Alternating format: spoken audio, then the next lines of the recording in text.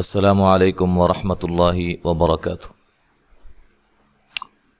سلسلہ سوال و جواب، آج اس کی تیسری ویڈیو ہے۔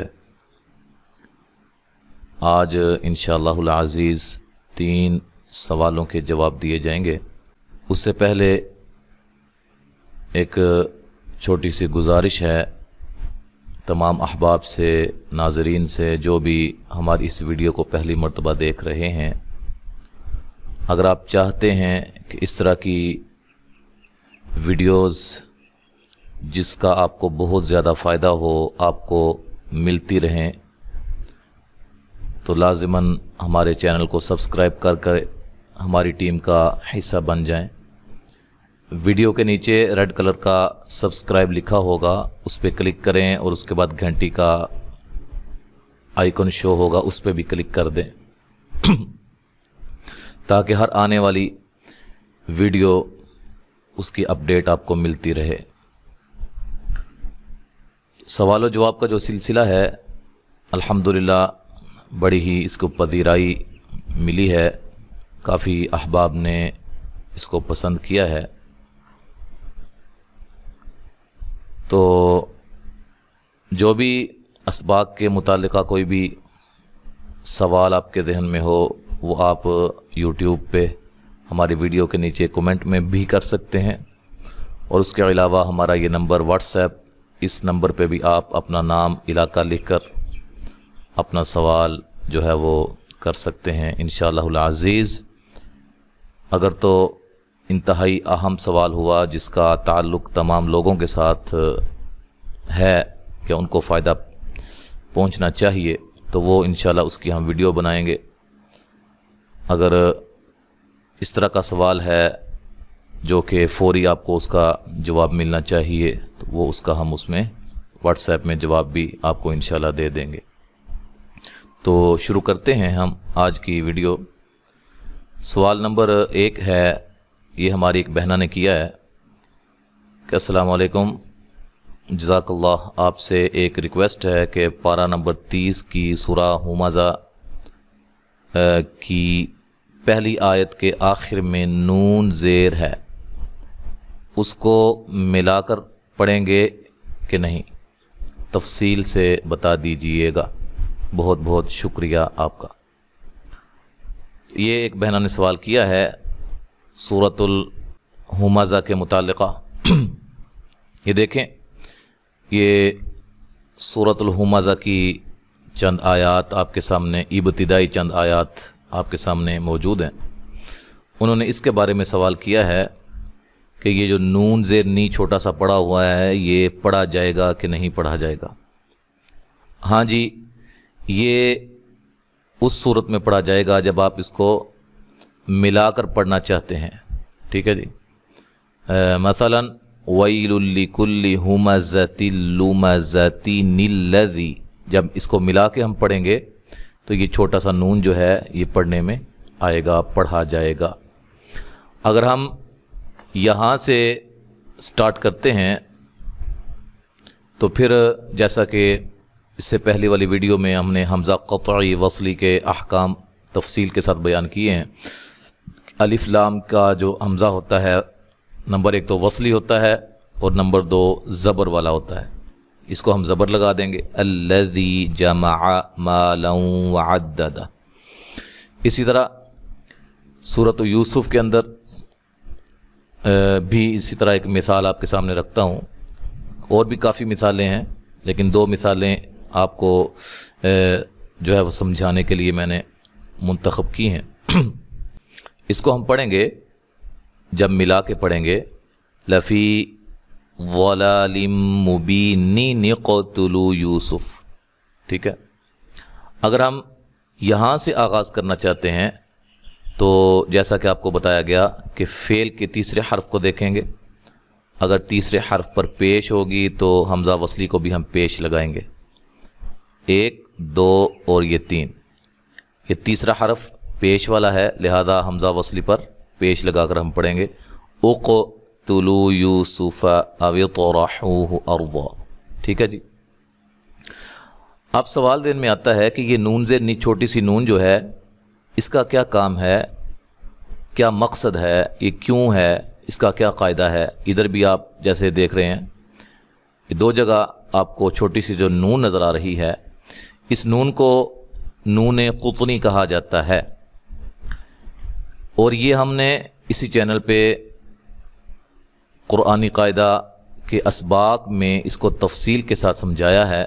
تو انشاءاللہ العزیز اسی جو ویڈیو ہم بنا رہے ہیں، اس کے ڈسکرپشن میں ہم اس ویڈیو کا لنک جو ہے وہ آپ کو دے دیں گے۔ 2 ویڈیوز میں نون قطنی کو ہم نے تفصیل کے ساتھ سمجھایا ہے، تو انشاءاللہ العزیز آپ کو بہت آسانی کے ساتھ سمجھ آ جائے گی۔ یہ ہمارا پہلا سوال تھا۔ اب ہم سوال نمبر 2 کی طرف آتے ہیں۔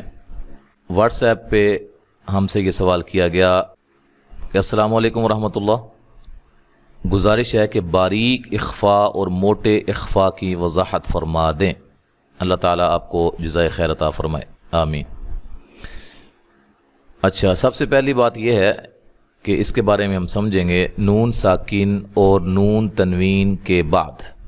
اب یہ 2 چیزیں آپ کے لیے ایک نئی ہیں، نون ساکن اور نون تنوین۔ اب یہ کیا ہے نون ساکن اور نون تنوین کیا ہے، اس کے بارے میں آپ کو مزید انشاءاللہ سمجھاتے ہیں۔ توجہ کریں، یہ دیکھیں، یہ جزم ہے، اس کو جزم کہا جاتا ہے، ٹھیک ہے۔ یہ جس حرف کے اوپر ہوگی اس حرف کو ساکن کہا جائے گا، اس حرف کو کیا کہا جائے گا، ساکن۔ لہذا یہ کس کے اوپر ہے، نون کے اوپر ہے، تو پھر اس کو کیا ہم کہیں گے، نون ساکن، ٹھیک ہے۔ اسی طرح یہ 2 زبر، 2 زیر، 2 پیش، یہ تنوین کی علامت ہوتی ہے، ٹھیک ہے، اور ہمیشہ یہ کلمہ کے آخری حرف پر آتے ہیں، 2 زبریں یا 2 زیریں یا 2 پیشیں، ٹھیک ہے۔ تو اس کو تنوین کیوں کہا جاتا ہے کہ اس کے اندر نون کی آواز پیدا ہوتی ہے۔ مثال کے طور پہ ہم پڑھتے ہیں حمزہ 2 زبر ان، ان، ان کے آخر میں دیکھیں نون کی آواز پیدا ہو رہی ہے، ان۔ لکھنے میں نون نظر نہیں آتا، لیکن پڑھنے میں نون کی آواز محسوس ہوتی ہے۔ اسی طرح 2 زیر کی، حمزہ 2 زیر ان، حمزہ 2 پیش ان، یعنی کہ 2 زبر، 2 زیر، 2 پیش، یہ نون تنوین کی علامت ہوتی ہے، اور اس کو نون تنوین بھی کہا جاتا ہے، ٹھیک ہے، نون تنوین اسے کہتے ہیں۔ اب جو ہے توجہ فرمائیں کہ نون ساکن اور نون تنوین کے بعد، ٹھیک ہے، کیا حروف مستعلیہ، حروف مستعلیہ کن حروف کو کہا جاتا ہے؟ وہ ایسے حروف ہوتے ہیں جو ہر حال میں موٹے پڑھے جاتے ہیں، پر پڑھے جاتے ہیں، ٹھیک ہے، کسی بھی حالت میں وہ باریک نہیں ہوتے ہیں۔ قرآن مجید میں جہاں کہیں بھی وہ آئیں ان کو ہم نے موٹا پڑھنا ہے، موٹا ادا کرنا ہے، اور وہ 7 حروف ہیں جو کہ آپ کے سامنے ہیں، ان کو میں ترتیب کے ساتھ پڑھتا ہوں۔ خا، صاد، ضاد، غین، قا، قاف، ضا۔ یہ 7 حروف حروف مستعلیہ کہلاتے ہیں، ٹھیک ہے، موٹے حروف بھی ہم ان کو کہتے ہیں۔ اب ان کو ہم ایک مجموعے میں جمع کر دیتے ہیں۔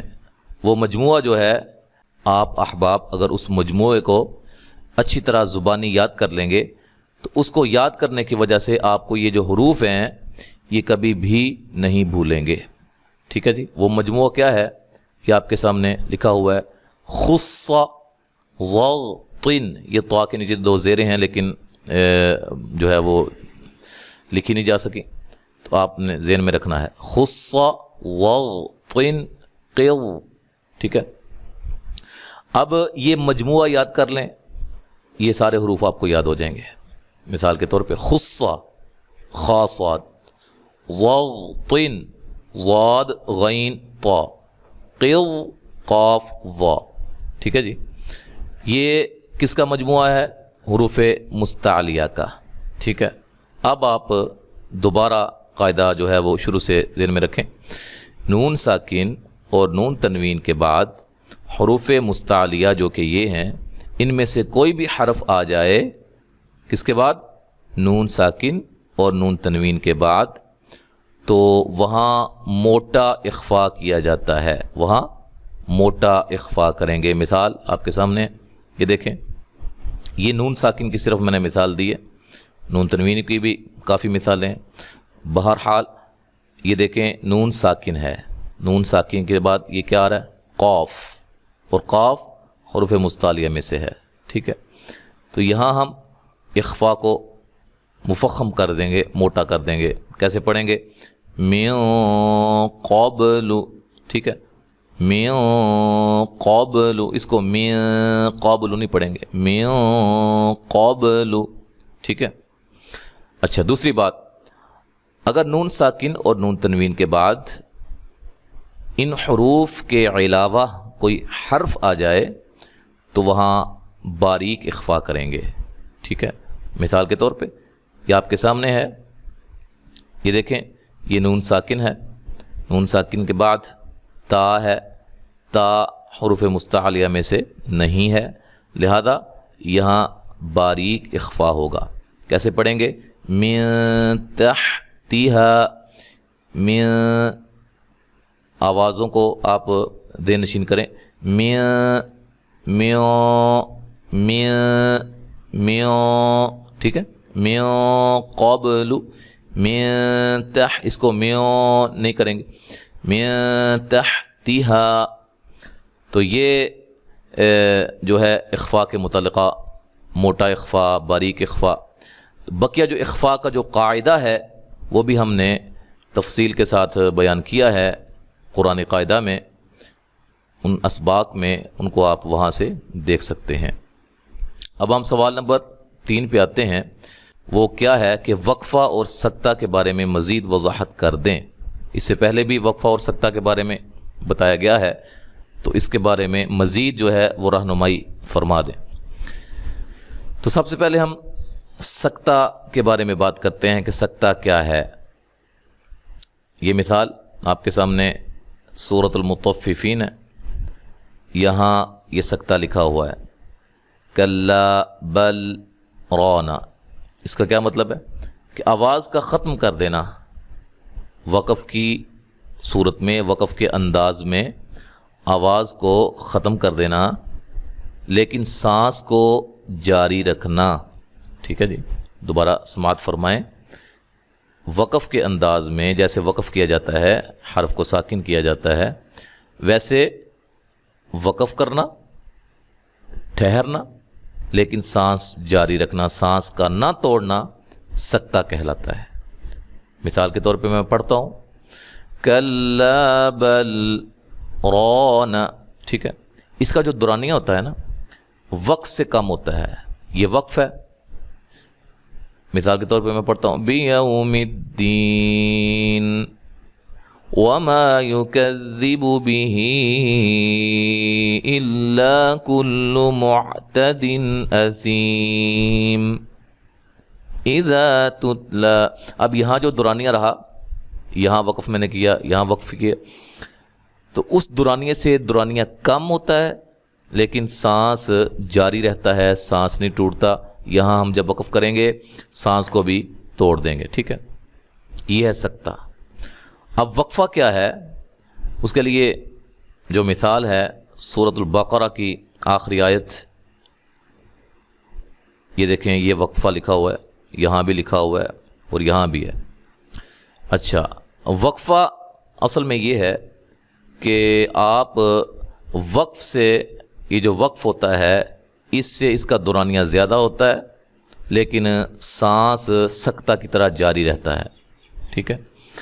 مثال کے طور پہ میں پڑھتا ہوں، وَاعْفُ عَنَّا وَاغْفِرْ لَنَا وَارْحَمْنَا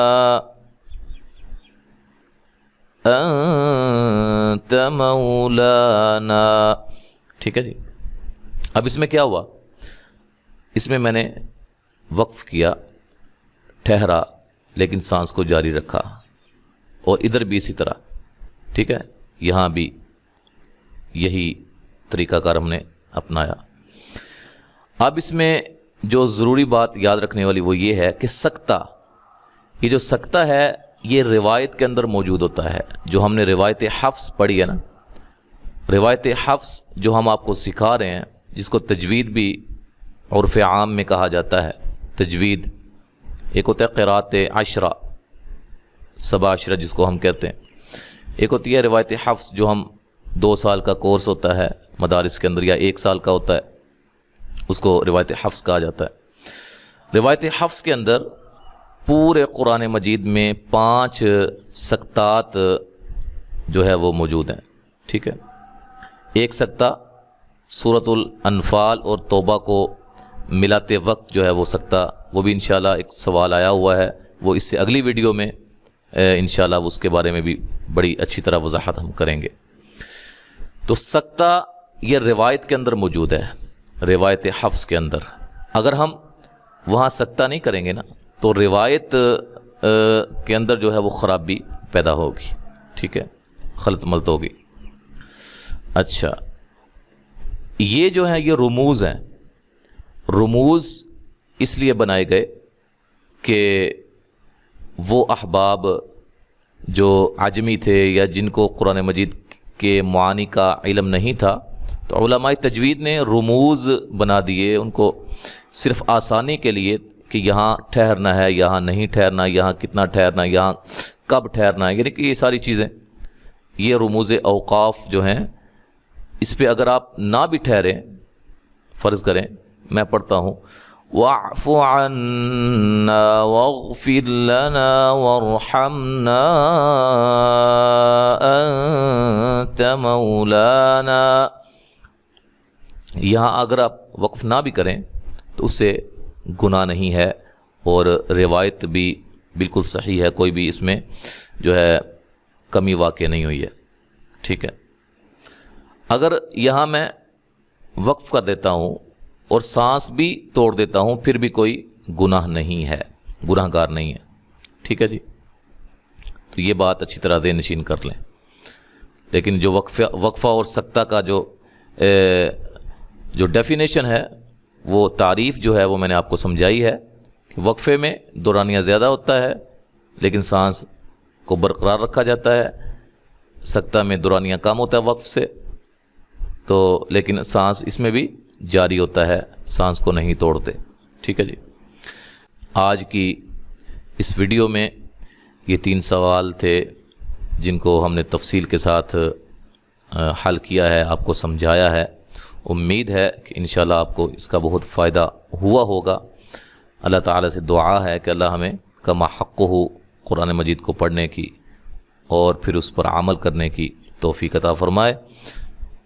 اس کے بعد انشاءاللہ العزیز بہت ہی اہم ویڈیو, بہت ہی زبردست, کافی ساتھیوں کی فرمائش پر حرف ضاد کے متعلقہ جو ہے وہ اس کی تفصیل انشاءاللہ بیان ہوگی. لہذا اس ویڈیو کو دیکھنے کے لیے تمام احباب ناظرین لازماً ہمارے چینل کو سبسکرائب کر لیں تاکہ جب وہ ویڈیو آئے آپ اس کو دیکھ سکیں اور آپ کو بہت زیادہ اس کا فائدہ ہو. السلام علیکم ورحمۃ اللہ وبرکاتہ.